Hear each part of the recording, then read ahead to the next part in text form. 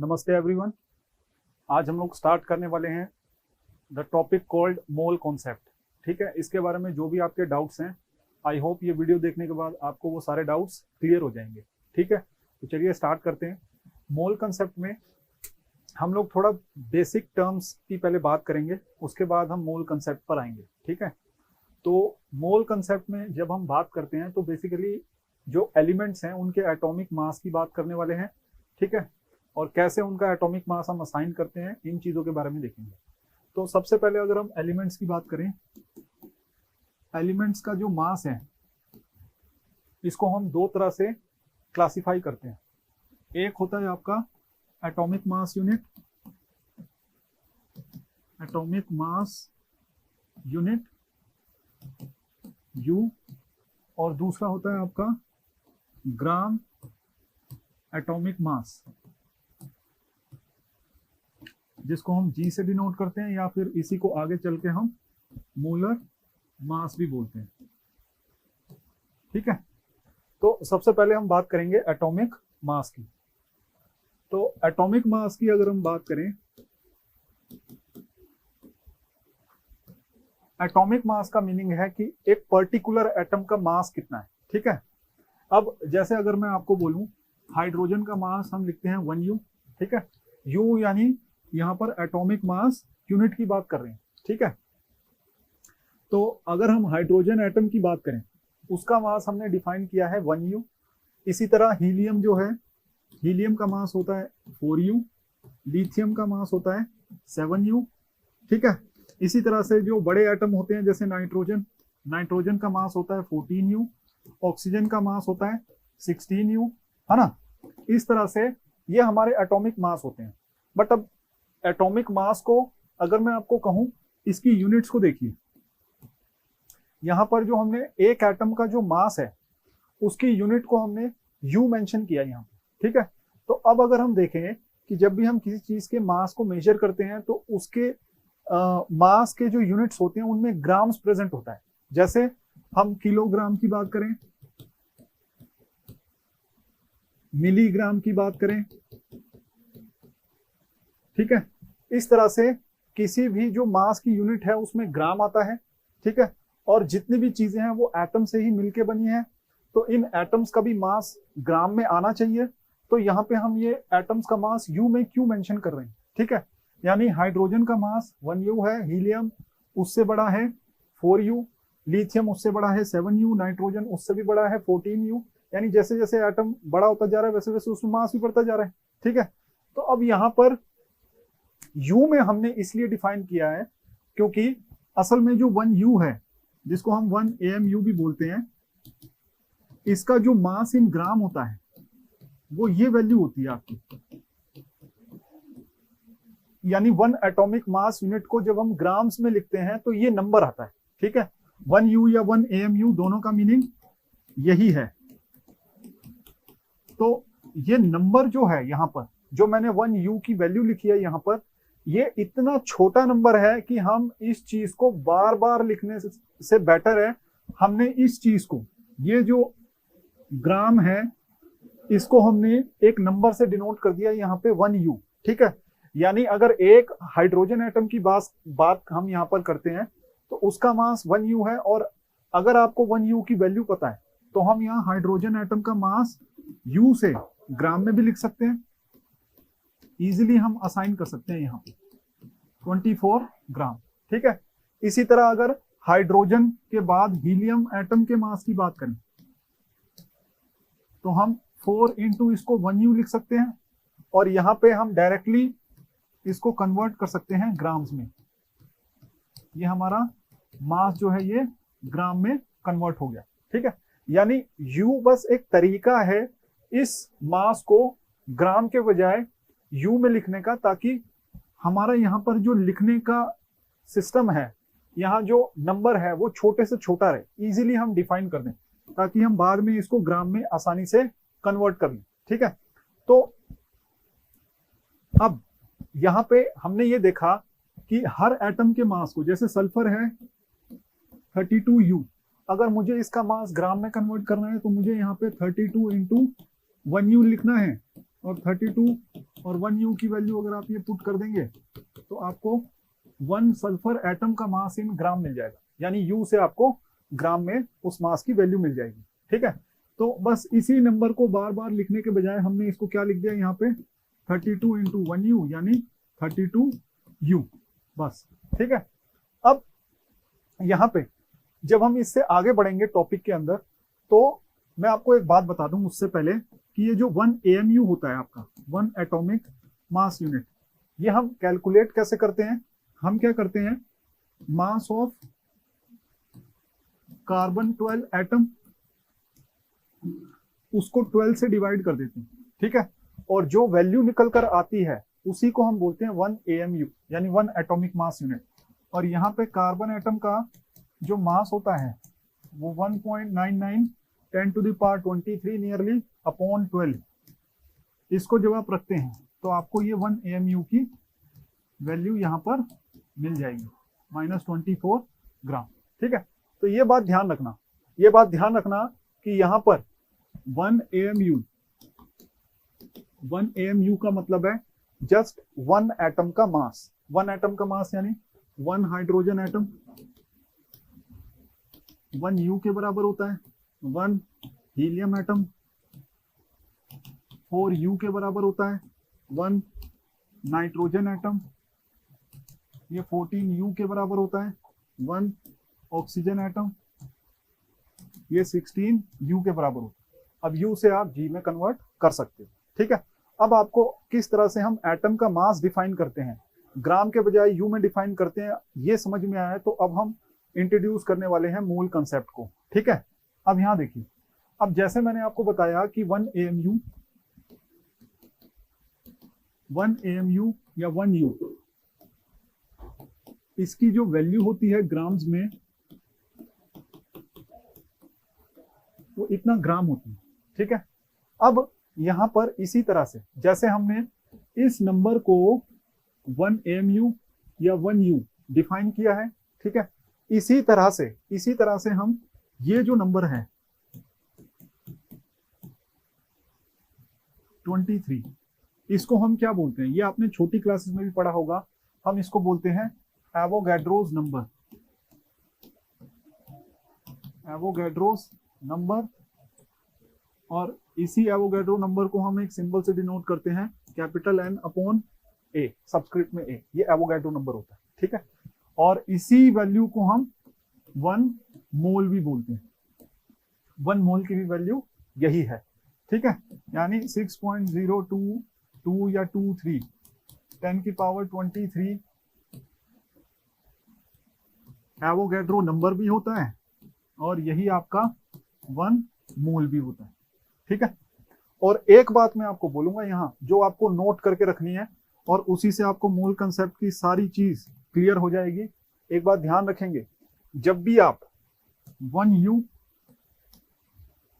Into Na करते हो, ठीक है, 1U यानी 1 एटॉमिक मास यूनिट को जब आप एवोगैड्रो नंबर से मल्टीप्लाई करते हो तो नियरली आपको क्या वैल्यू मिलती है, 1 ग्राम।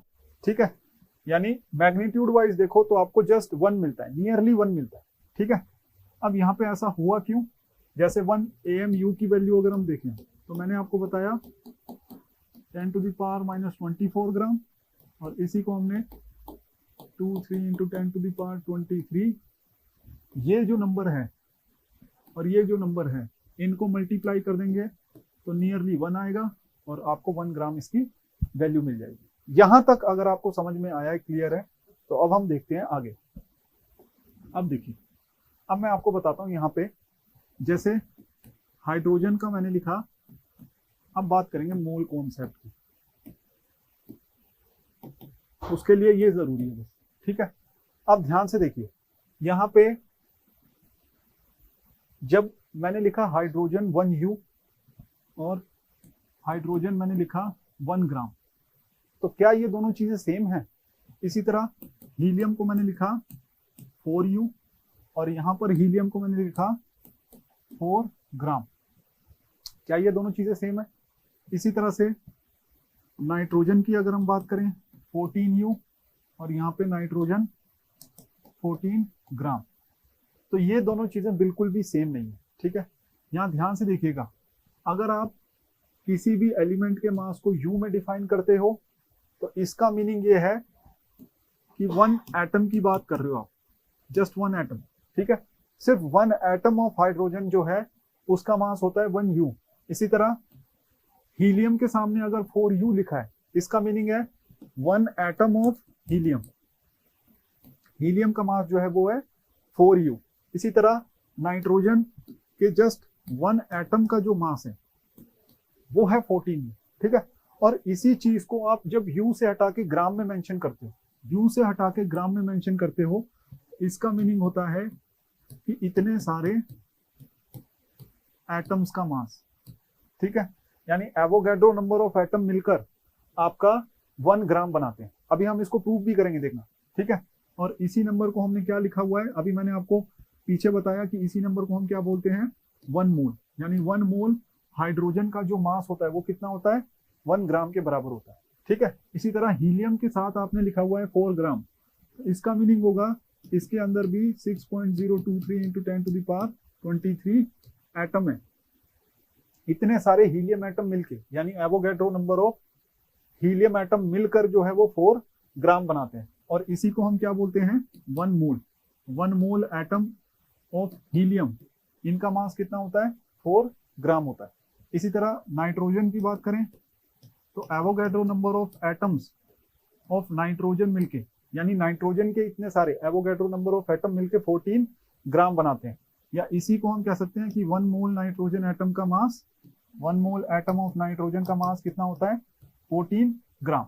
तो अब बच्चे ये क्वेश्चन पूछते हैं कि ऐसा क्यों हो रहा है कि जैसे ही मैंने हाइड्रोजन को 1u से 1 ग्राम में लिखा, उसमें भी एवोगैड्रो नंबर ऑफ एटम है, हीलियम को 4u से हटा के 4 ग्राम में लिखा, उसमें भी एवोगैड्रो नंबर ऑफ एटम है, 14u को 14 ग्राम लिखा, उसमें भी नाइट्रोजन के एवोगैड्रो नंबर ऑफ एटम है। तो ऐसा क्यों हो रहा है, अब मैं नेक्स्ट उसी का जवाब दूंगा, ठीक है। अच्छा, उससे पहले यहाँ पर क्योंकि हमने ये देखा कि जब 1 मोल हाइड्रोजन मेरे पास है तो उसका मास 1 ग्राम होता है, यू में नहीं ग्राम होता है। इसी तरह 1 मोल हीलियम है, उसका मास 4 यू नहीं 4 ग्राम होगा। इसी तरह 1 मोल नाइट्रोजन 14 यू नहीं 14 ग्राम होगा। तो जब भी हम ग्राम में मेंशन करते हैं किसी एलिमेंट का मास, उसको हम मोलर मास भी बोलते हैं, यानी मास ऑफ 1 मोल, ठीक है। किसी भी एलिमेंट के 1 मोल का मास हम ग्राम में मेंशन करते हैं, ठीक है, उसी को बोलते हैं मोलर मास। अब ऐसा हो क्यों रहा है, ऐसा हो क्यों रहा है कि कोई भी एटम हो, अगर मैं उसका मास यू से हटा के ग्राम में मेंशन कर रहा हूं तो सेम नंबर ऑफ एटम ही होते हैं उसमें, एवोगैड्रो नंबर ऑफ एटम। ऐसा क्यों हो रहा है, तो यहाँ पे देखिए, जैसे अगर मैंने हाइड्रोजन की बात करी, हाइड्रोजन का मास मैंने 1u लिखा, ठीक है। अब हाइड्रोजन का यहाँ पर मास है 1u। अब देखिए मैं दोनों तरफ Na से मल्टीप्लाई कर देता हूँ, दोनों तरफ अगर मैं यहाँ Na से मल्टीप्लाई कर दूं यहाँ पे, तो अभी मैंने आपको एक बात बताई थी पीछे कि 1u और Na एटॉमिक मास यूनिट और एवोगैड्रो नंबर को अगर आप मल्टीप्लाई करते हो तो नियरली आपको क्या मिलेगा, यहाँ पे 1 ग्राम मिलेगा, ठीक है। तो जब आप 1u और Na को मल्टीप्लाई करते हो तो राइट साइड में आपको कितना मिलता है, 1 ग्राम मिलता है। और हाइड्रोजन एटम जो हैं यहाँ पे कितने सारे हो जाएंगे, एवोगैड्रो नंबर जितने, यानी 6 into 6.023 into 10 to the power 23। यानी अगर आपको u से g में लिखना है तो आपको दोनों तरफ Na से मल्टीप्लाई करना पड़ेगा। तो राइट साइड पे तो आपका मास जो है वो u से ग्राम में कन्वर्ट हो जाएगा, और लेफ्ट साइड पे आपका जो 1 एटम था, यहाँ पे 1 एटम ऑफ हाइड्रोजन था, अब वो 1 एटम ना रह के एवोगैड्रो नंबर ऑफ एटम हो जाएगा, ठीक है। इस बात को ध्यान रखेंगे, इस बात को ध्यान रखेंगे कि एवोगैड्रो नंबर ऑफ एटम मिलकर ग्राम में मास बनाते हैं, ठीक है। और अगर आप सिर्फ 1 एटम लेते हो तो वो आप यू में मेंशन करते हो, ठीक है। इसी तरह से मैं आपको एक और एग्जांपल देता हूं, यहाँ पे देखना, नाइट्रोजन है, नाइट्रोजन का 1 एटम का जो मास है वो 14 यू होता है। ये कितने एटम का मास है, 1 एटम, यू में डिफाइन किया, इसका मतलब एटॉमिक मास, यानी 1 एटम का मास, ठीक है। अब 1 एटम का जो मास है मुझे इसको ग्राम में कन्वर्ट करना है, तो ग्राम में कन्वर्ट करने के लिए मैं इसको लिख सकता हूँ 14 इंटू 1u, बात तो सेम है, ठीक है। अब मुझे क्या करना है, यहाँ से u हटाना है, u हटाने के लिए दोनों साइड मुझे क्या करना पड़ेगा, यहाँ मुझे मल्टीप्लाई करना पड़ेगा एवोगैड्रो नंबर से दोनों साइड पे, और जैसे ही हम मल्टीप्लाई करते हैं एवोगैड्रो नंबर से दोनों तरफ, तो जो राइट हैंड साइड है उसमें हमारा मास जो है वो U से हटके G में कन्वर्ट हो जाएगा, क्योंकि मैंने आपको बताया U इंटू Na 1 ग्राम होता है, और नाइट्रोजन एटम जो है Na से मल्टीप्लाई करके, अब हमारे पास कितने एटम ऑफ नाइट्रोजन है, ये एटम ऑफ नाइट्रोजन है, और इसी को हम क्या लिख सकते हैं, 1 मोल नाइट्रोजन एटम का जो मास है उसको हम लिखते हैं 14 ग्राम। ठीक है, तो इस तरह से यहाँ पे आप देखिए, आपने U से हटा के G में लिखा है, एटम आपके कितने हैं, एवोगैड्रो नंबर ऑफ एटम है। इसी तरह से आपने हाइड्रोजन का भी मास U से हटा के G में लिखा है, तो एटम कितने बन गए यहाँ पे, एवोगैड्रो नंबर ऑफ एटम, और इसी को हम यहाँ पे 1 मोल हाइड्रोजन एटम का जो मास है उसी को हम लिखते हैं 1 ग्राम। ठीक है, इस तरह से अगर आप देखो, अगर हम इसको समराइज करें तो यहाँ पे हाइड्रोजन 1U, ये जस्ट 1 एटम का मास है, हीलियम 4U, ये भी 1 एटम का मास है, जब तक U में डिफाइन करेंगे वो 1 एटम का मास है। सल्फर का मास अगर आप देखोगे तो 32U होता है, ये भी 1 एटम का ही मास है।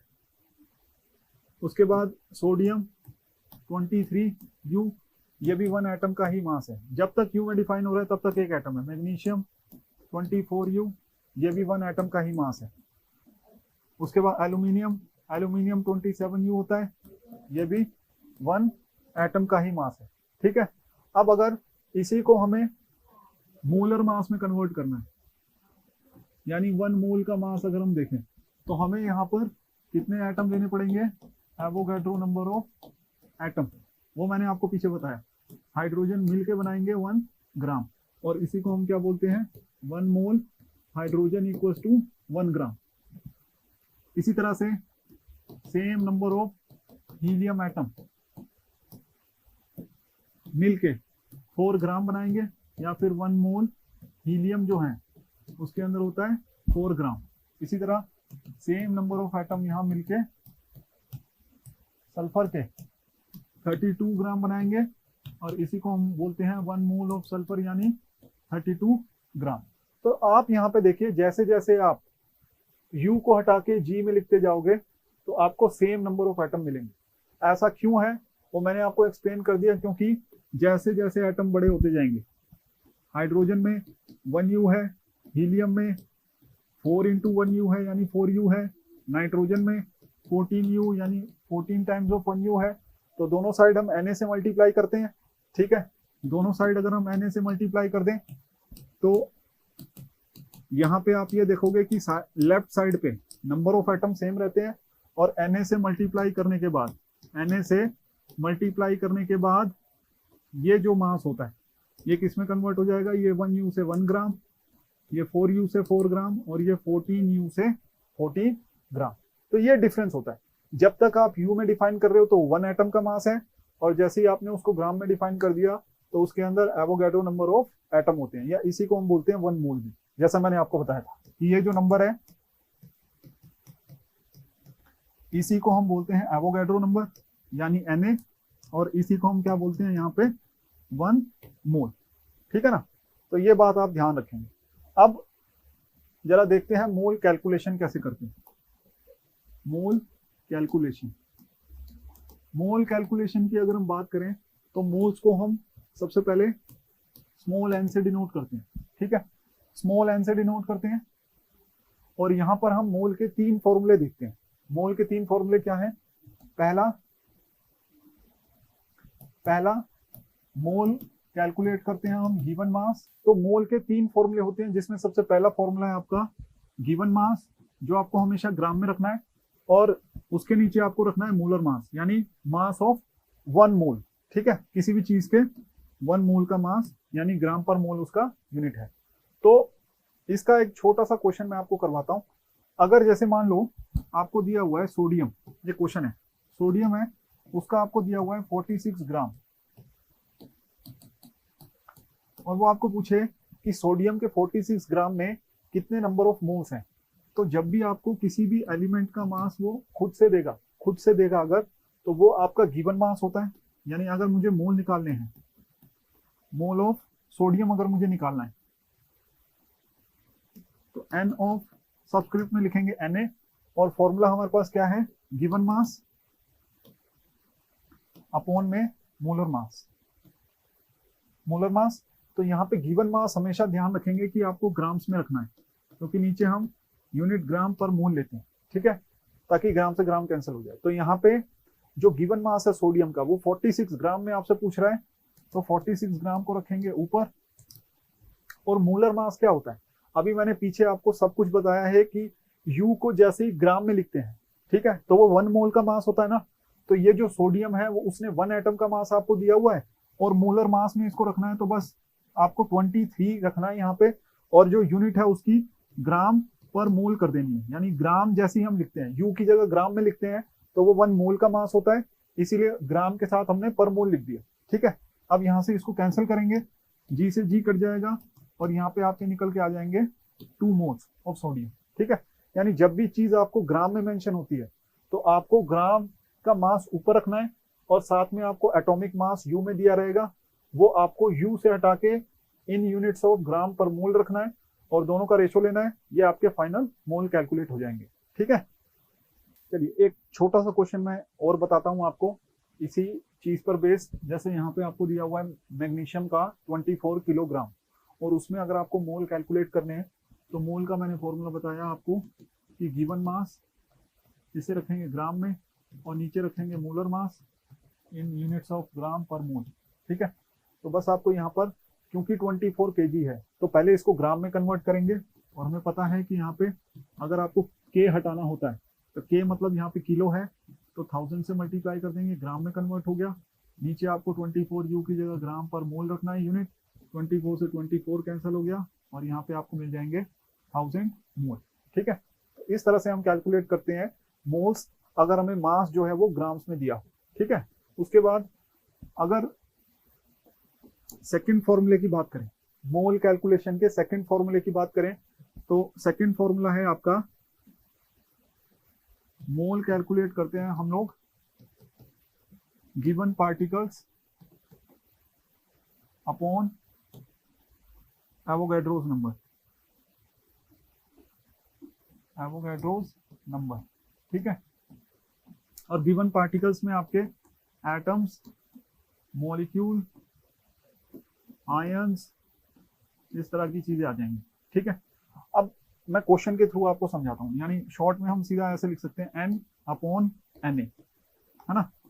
अब इस फॉर्मूले से रिलेटेड मैं आपको एक क्वेश्चन करवाता हूँ। जैसे यहाँ पे मान लो आपको दिया हुआ है नाइट्रोजन, नाइट्रोजन के 6.023 इंटू 10⁻25 एटम्स दिए हुए हैं आपको, ठीक है।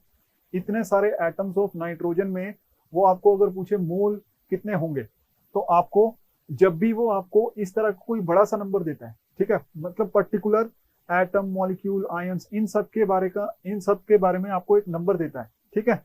तो आपको क्या करना है, मोल कैलकुलेट करने के लिए नाइट्रोजन के गिवन पार्टिकल रखने हैं अपॉन एवोगैड्रो नंबर से डिवाइड करना है, ठीक है। एवोगैड्रो नंबर का जो यूनिट होता है वो है पर मोल, क्योंकि ये एक मोल की वैल्यू होती है ना, इसीलिए पर मोल इसका यूनिट लिखते हैं हम लोग। तो यहाँ पर n की यानी गिवन नंबर ऑफ पार्टिकल जो है यहाँ पर 6.023 10⁻25, और नीचे एवोगैड्रो नंबर में 6.023 10⁻23। इस तरह से अगर हम रखेंगे तो ये आपका कैंसिल हो गया, और यहाँ पर 10 की पावर 2 मोल कैलकुलेट हो जाएगा, ठीक है। ये ध्यान रखना, यानी जब आपको वो एटम्स की, मॉलिक्यूल्स की, आयंस की इस तरह से नंबर वैल्यू देता है आपको, तो आपको एवोगैड्रो नंबर वाला फॉर्मूला कैलकुलेट करना है, ठीक है, यहाँ पर यूज करना है। तो ये दूसरा फॉर्मूला हो गया आपका, ठीक है। अगर मैं इन दोनों को कंबाइन कर दूं, जैसे मोल अभी तक हमने देखा n से डिनोट करते हैं, तो ये given mass by molar mass होता है, ये ग्राम्स में होता है, ये ग्राम्स पर मोल में होता है, यही बराबर होता है given number of particle upon Avogadro number, और इसका यूनिट होता है पर मोल, ठीक है। अभी तो मैंने आपको एटम्स के बारे में बात की, अगर यहाँ पे मॉलिक्यूल की बात करता, मॉलिक्यूल्स के मोल पूछता, जैसे अगर मेरे पास है वाटर H2O, इसका मान लेते हैं मेरे पास 3600 ग्राम दिया हुआ है, ठीक है। और वो आपसे पूछे कि इतने ग्राम ऑफ वाटर में कितने नंबर ऑफ मोल्स होंगे, तो यहाँ पे आपको क्या करना है, मोल कैलकुलेशन में जब भी आपको मोल कैलकुलेट करना है, मैंने आपको बताया मोल कैलकुलेट करने के लिए आपको वाटर के मोल कैलकुलेट करने हैं, तो वाटर का मास आपको गिवन मास ऊपर रखना है, गिवन मास ऊपर रखना है वाटर का ग्राम्स में, और नीचे उसका मोलर मास रखना है, ठीक है, 1 मोल का मास रखना है। तो यहां पर गिवन मास तो हमें पता है क्वेश्चन में कितना दिया हुआ है, 3600 दिया हुआ है। अब हमें रखना है वाटर के मॉलिक्यूल का मास, तो वाटर के मॉलिक्यूल के मास को आपको कैलकुलेट करना पड़ेगा इस तरह से, ठीक है। ये आपको कैलकुलेट करना आना चाहिए। यहाँ पे आपको लिखा होगा, क्योंकि 2 हाइड्रोजन है तो वाटर में 2 हाइड्रोजन प्लस 1 ऑक्सीजन, हाइड्रोजन का मास होता है 1U और ऑक्सीजन का मास होता है 16U। तो यहाँ पे पुट कर देंगे हाइड्रोजन 1 और ऑक्सीजन 16, इसको कैलकुलेट करेंगे तो आपका आ जाएगा 18U। अब जैसे मैंने आपको बताया था एटम्स में अगर यूनिट U होता है तो वो 1 एटम का मास है, इसी तरह H2O का जो मास मैंने निकाला है वो U में निकाला है, इसका मतलब H2O के सिर्फ एक मॉलिक्यूल का मास, 1 मॉलिक्यूल का जो मास है वो 18U है। पर मेरे को कितने 1 मोल मॉलिक्यूल का मास चाहिए, यानी एवोगैड्रो नंबर ऑफ मॉलिक्यूल जब होंगे तब कितना मास होगा, तो यहां पर मुझे 18 ग्राम पर मोल रख देना है, ठीक है। अब इसको कैंसिल करेंगे, G से G कट जाएगा, बस यूनिट U की जगह ग्राम पर मोल रखनी है, ठीक है, कैलकुलेट करने में। तो यहाँ पे 2 और ये 00 यहाँ पे निकल आएंगे 200 मोल, ठीक है। यानी मॉलिक्यूल दिया है तो मॉलिक्यूल में भी उसका गिवन मास ऊपर रखेंगे, ग्राम्स में रखेंगे, और मोलर मास यानी पूरे मॉलिक्यूल का जो मास है जो हम साइड में कैलकुलेट करते हैं, U की जगह पे आपको ग्राम पर मोल में लिखना है। और इसको जब सॉल्व करेंगे तो यहाँ पे वाटर के मोल निकल आएंगे, ये 200 मोल निकल आएंगे, ठीक है। इसमें एक और क्वेश्चन आपको करवा देते हैं, जैसे कार्बन डाइऑक्साइड है, उसका आपको दिया हुआ है यहाँ पे 2.2 kg, ठीक है, इतना किलो कार्बन डाइऑक्साइड है आपके पास, और इसमें वो आपको कह रहा है कि कैलकुलेट करिए मोल कितने होंगे, ठीक है। तो अब आपको मोल कैलकुलेट करने हैं, इसका मतलब आपको CO2 का गिवन मास ग्राम्स में ऊपर रखना है और मोलर मास नीचे रखना है ग्राम पर मोल में, ठीक है। अब यहाँ पे गिवन मास कितना है CO2 का, यहाँ पे 22 किलोग्राम दिया हुआ, 22 किलोग्राम नहीं रखना है हमें, 2.2 इंटू किलो को हटाने के लिए 1000 से मल्टीप्लाई कर दिया, यानी इतना हमारे पास ग्राम्स में कार्बन डाइऑक्साइड है। तो अब इसको रखेंगे, इसको मल्टीप्लाई करेंगे तो ये 2 और पीछे 2 0, इतना ग्राम कार्बन डाइऑक्साइड। और CO2 का मास अगर कैलकुलेट करें यहाँ पे तो C+2O, कार्बन 12 होता है, ऑक्सीजन 16 होता है, तो 12 + 32 और ये हो जाएगा आपका 44U। 44U नहीं रख के इसमें रखना है हमें ग्राम पर मोल में, तो ग्राम से ग्राम कैंसिल हो गया, ये आएगा 100 और नीचे आएगा 2, और कैलकुलेट करेंगे तो हमारे पास आ जाएगा यहाँ पे 50 मोल्स, ठीक है। इस तरह से हम इसके मोल कैलकुलेट कर लेंगे। अगर हमें मास ग्राम्स में दिया हुआ, यहाँ मॉलिक्यूल दिया हुआ है, ठीक है, तो उसका भी मास आपको ग्राम्स में रखना है। यहाँ पे बस थोड़ा सा एक्स्ट्रा करना पड़ता है, आपको पूरे मॉलिक्यूल का मास कैलकुलेट करना होता है और फिर उसको नीचे रखना होता है, ठीक है।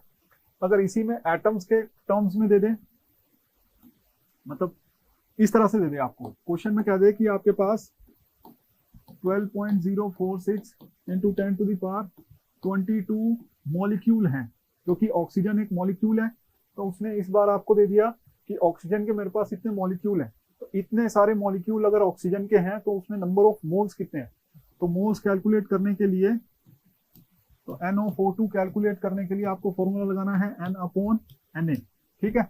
अगर मॉलिक्यूल देगा, मॉलिक्यूल, एटम, आयन, इस तरह से कुछ भी देगा तो आपको उनका नंबर ऊपर रखना है और एवोगैड्रो नंबर से डिवाइड कर देना है। तो यहाँ पे गिवन वैल्यू ऑफ n कितनी है, यहाँ पे 12.046 इंटू 10⁻22 और नीचे 6.023 इंटू 10⁻23।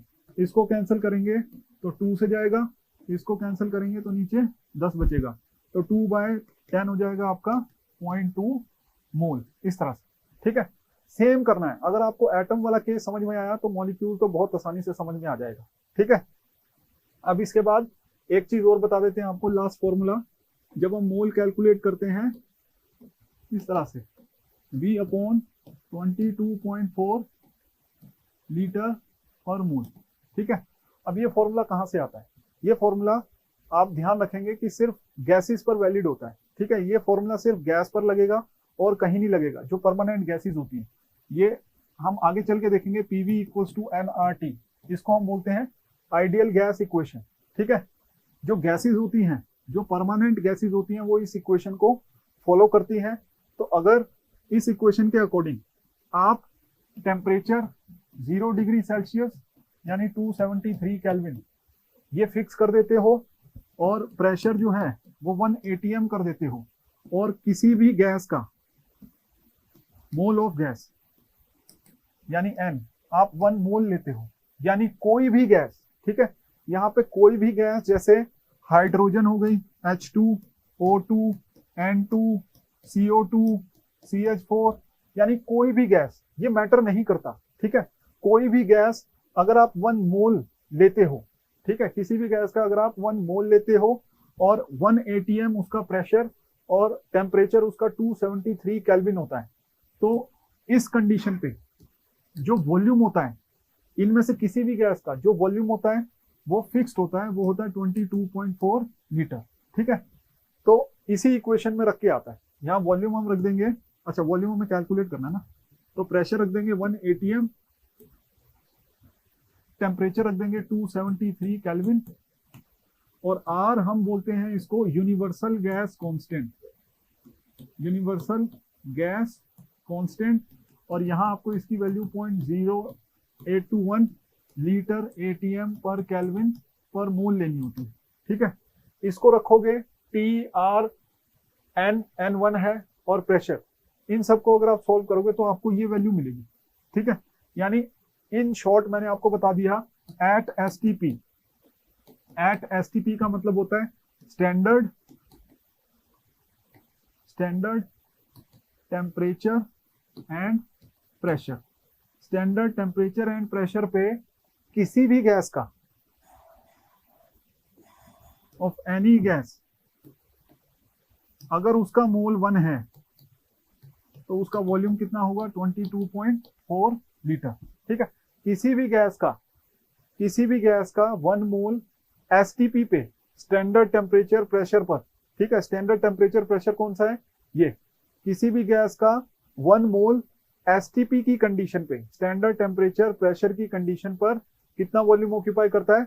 22.4 लीटर। ठीक है, इसीलिए मैंने कहा 1 मोल, यहाँ लीटर पर मोल लिखा है ना, यानी किसी भी गैस का 1 मोल कितना वॉल्यूम ऑक्यूपाई करता है? 22.4 लीटर ऑक्यूपाई करता है।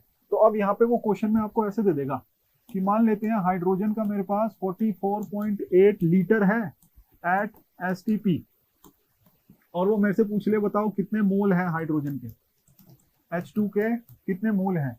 तो मुझे क्या करना है, क्योंकि मुझे वॉल्यूम दिया हुआ है तो मुझे वॉल्यूम वाला फॉर्मूला यूज कर लेना है, V/22.4 लीटर पर मोल। तो वॉल्यूम मुझे हमेशा ऊपर लीटर में रखना है, इस बात का ध्यान देंगे। ठीक है, तो यहां पर रखेंगे,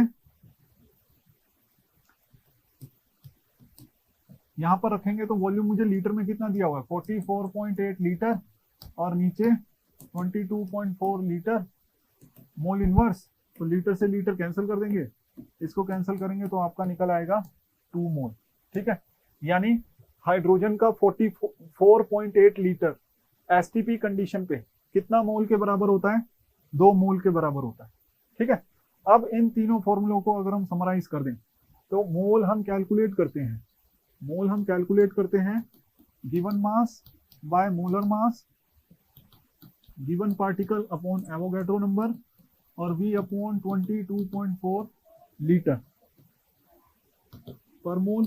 यहाँ पे यूनिट होता है एवोगैड्रो नंबर का पर मोल, और यहाँ पे होता है ग्राम पर मोल। ठीक है, ऊपर आपको किस में रखना होता है? ऊपर ये रखना होता है ग्राम्स में, इसका तो कोई यूनिट नहीं होता, और यहाँ पे आपको रखना होता है लीटर में। ठीक है, तो इस तरह से आपके मोल कैलकुलेट होते हैं। ठीक है, एक बात ध्यान रखेंगे, जो लास्ट फॉर्मूला है वो परमानेंट गैसेस के लिए ही वैलिड है, परमानेंट गैसेस के लिए। अब ऐसा मत करना है कि अगर कहीं पे आपको ग्लूकोज दिया हुआ है तो उसका भी आप वॉल्यूम निकालने लगो, इस तरह से हम कैलकुलेट नहीं करेंगे। या कहीं वाटर इन लिक्विड स्टेट दिया हुआ है, उसका भी मोल पता है तो आपको वो वॉल्यूम कैलकुलेशन के लिए बोले तो वो कैलकुलेट नहीं हो सकता। ठीक है, तो ये बात ध्यान रखेंगे। इस तरह से हम मोल कैलकुलेट करते हैं और यहां से कई तरह के क्वेश्चन बनते हैं, सिंपल सिंपल क्वेश्चन बनते हैं। स्टार्टिंग में आप सिंपल क्वेश्चन को प्रैक्टिस करेंगे तो धीरे धीरे आपका मोल कंसेप्ट जो है वो बहुत ही अच्छा होता चला जाएगा। ठीक है, तो इस वीडियो में अभी यहीं तक करते हैं, फिर मिलते हैं किसी नेक्स्ट वीडियो में। Thank you very much.